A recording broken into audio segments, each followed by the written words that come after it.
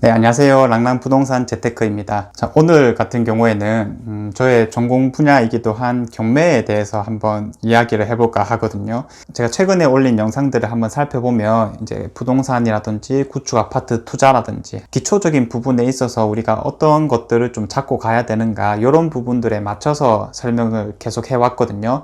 자, 오늘도 마찬가지로 경매에 있어서 어려운 부분이 아닌 기초적인 부분에서 우리가 어떠한 것들을 조금 꾸준하게 가져가는 것이 좋을까, 여기에 초점을 맞춰서 중요한 것들 한두 가지를 한번 말씀드려 보려고 합니다. 이 경매라는 키워드를 통해서 제 영상을 보시는 분들은 아마도 경매를 하신 분들도 있을 거고요. 이제 막 경매를 하시려는 분들, 아니면 그냥 내가 올리니까 한번 보려고 하는 분들, 자, 모두에게도 조금 도움이 될 만한 내용이라고 생각을 하거든요. 여러분들이 생각했을 때는 이 경매를 할 때 가장 중요한 거 한 가지만 꼽으라고 하면 어떤 거를 꼽을 수 있겠나요?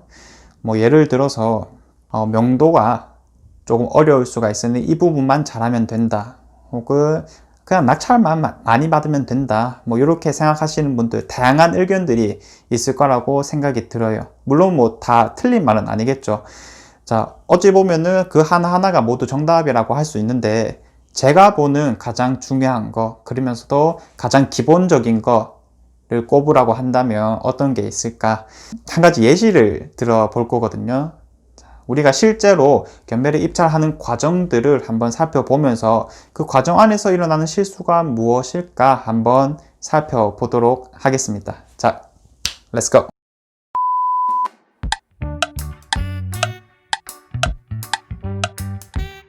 입찰장에 도착했다.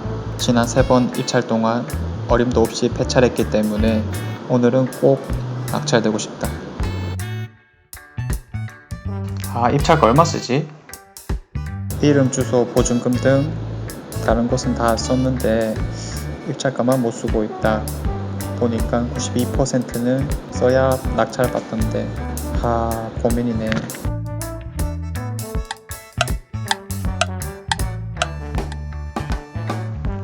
입찰 사우지 작성하신 분들 있습니까? 빨리 내세요. 그냥 90% 써서 내야겠다.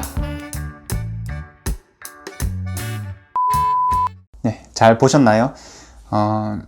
어떻게 좀 감이 오셨나요? 저희가 실제로 입찰하는 과정들을 한번 쭉 말씀을 드렸었고요. 이 부분에서는 경매 강사의 입장에서 바라봤을 때 분명히 조금은 잘못되었다라고 하는 부분이 있었습니다. 우리가 흔히 경매를 처음 시작하거나 아니면 경매 입찰은 몇 번 해봤는데 낙찰을 오랫동안 못 받았다라고 했을 때는 어떤 마음이 드냐면 당연히 조급한 마음이 들게 됩니다. 자, 그러면 어느 정도까지 선이 보이기 시작하거든요. 특히나 경매 입찰을 몇 번 했다라고 했을 때 대략적으로 사람들이 받아가는 선들이 보이기 시작할 겁니다. 자, 대구지방법원을 중심으로요. 대구지방의 아파트를 낙찰 받으려고 한다면 흔히 말하는 표현으로 낙찰가율 90%에서 한 92%는 써야지 그나마 낙찰될 확률이 높다라는 말을 자주 하거든요. 이 낙찰가율이란 게 뭐냐면 낙찰가를 감정가로 나누고 거기에 곱하기 100을 한 것을 말하는 거거든요. 낙찰가는 말 그대로 다른 사람들이 써서 내는 가격을 말하는 거고요. 그리고 감정가 같은 경우에는 감정평가사 분들이 우리가 실제로 입찰을 하거나 낙찰을 받기 전 6개월 혹은 1년 전에 감정평가한 가격을 말하는 거예요. 그러면 그 두 가지 모두 다 우리랑 돈 버는 거는 크게 상관이 없거든요. 다른 사람들이 어떤 가격을 썼는가 이런 거 별 필요 없는 거잖아요. 도움이 안 되는 부분이고요. 그리고 감정가 같은 경우에는 6개월 전, 1년 전에 가격을 우리가 시세라고 할 수가 있을까요? 현재 시세와는 전혀 관련 없는 두 정보를 가지고 우리가 실제로 입찰을 하는데 참고를 한다는 겁니다. 자, 그래서 이런 부분들이 정말 사소하지만 잘못되었다, 이렇게 바라볼 수가 있고요. 이러한 점들을 좀 타개하기 위해서는 우리가 현재 시세를 명확하게 파악할 줄 알아야 되고 거기에 맞춰서 비용들을 하나하나 집어넣을 줄 알아야 됩니다. 자, 그렇게 했을 때 최종적으로 나는 이 정도 돈을 벌겠구나 하는 그런 일련의 과정이 필요한 거고요. 자, 그리고 조금 잘못되었던 부분은 바로 어떤 부분이냐면 입찰장을 가서 우리가 입찰가를 정한다는 겁니다. 응? 다 그렇게 하지 않나? 자, 이렇게 생각하실 수도 있지만, 자, 그런 부분이 어떻게 좀 잘못되냐면요. 물론, 경매 측면에서 혹은 부동산 측면에서 경험이 많으신 분들은 이미 머릿속으로 다 산수를 했고, 어느 정도 이성을 잡을 수가 있을 건데, 보통은 그렇지 않거든요. 저도, 아직도 입찰장 가면 많이 떨리고, 낙찰 받는다라고 생각하면은, 기분이 날아갈 것 같고, 이렇거든요. 하물며, 경매장에 처음 가시는 분들 아니면 아직까지 낙찰을 한 번도 못 받아 보신 분들은 오죽하겠어요. 막상 가면 법원의 분위기라는 게 있거든요.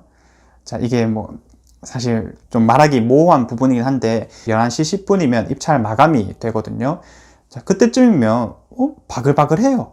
처음에 10시에 입찰 시작할 때는 사람이 분명 얼마 없었는데 11시 10분만 돼도 그 안이 꽉 차고 밖에도 사람들이 많이 서 있거든요.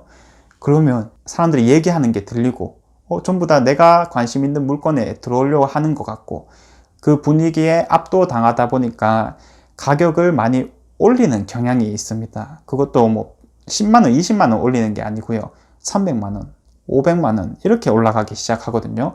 분명 내가 생각해둔 금액이 있었는데 그럼에도 불구하고 가격들이 쭉쭉쭉 올라간다. 내가 낙찰 받는다 하더라도 돈 벌 수 있는 금액이 점점 줄어든다는 거예요. 자, 그래서 내가 조금이라도 이성이 더 남아 있을 때, 최소한 그 전날 밤에 미리 다 생각을, 다 계산을 해 두시고요. 그 다음에 그 입찰하는 날에는 그냥 내가 생각해둔 금액만 쓰고 온다라는 느낌으로 접근을 하셔야 돼요. 그래야지 우리가 과다하게 금액을 적는다거나 아니면 불필요한 과정들을 줄일 수가 있을 겁니다. 실제로 경매라는 것은 어떠한 가치가 있느냐면 우리가 미래 가치를 크게 따지진 않습니다. 왜냐하면 미래 어차피 오른다라고 하면은 굳이 어려운 명도라든지 협상이라든지 이런 거 할 필요가 없는 거거든요. 그냥 일반 물건 사서 미래에 점점 오르는 걸 기다리고 있으면 됩니다. 자, 그런데 왜 이렇게 원래 살고 있는 사람이랑 다투면서까지 혹은 관리사무소랑 관리비 협상을 하면서까지 우리가 경매로 물건을 받느냐? 말 그대로 싸게 받을 수 있기 때문입니다. 자, 그래서 경매는 싸게 받는 게 아니면 아무런 의미가 없는 거거든요. 경험 이런 거 생각하지 마시고요. 어떻게든 돈적인 측면에서 가치 측면에서 내가 얼마나 남길 수가 있을 것인가, 현재 가치보다 얼만큼 떨어뜨려서 내가 접근을 할 수가 있을 것인가, 이 부분에만 초점을 맞춰서 진행하시면 그 과정이 어렵다 하더라도 결과적으로 돈을 버실 수가 있게 될 겁니다. 자, 그래서 이제 막 경매를 하시려는 분들이거나 아니면 경매를 어느 정도 지속을 했던 분들 중에 이 부분을 놓치고 있었다라고 한다면 꼭 명심을 하셨다가 앞으로 경매 인생에 있어서 좀 도움이 되시길 바라겠습니다. 네, 이상 랑랑부동산 재테크였고요. 다음에는 더 좋은 내용으로 찾아오도록 하겠습니다. 감사합니다.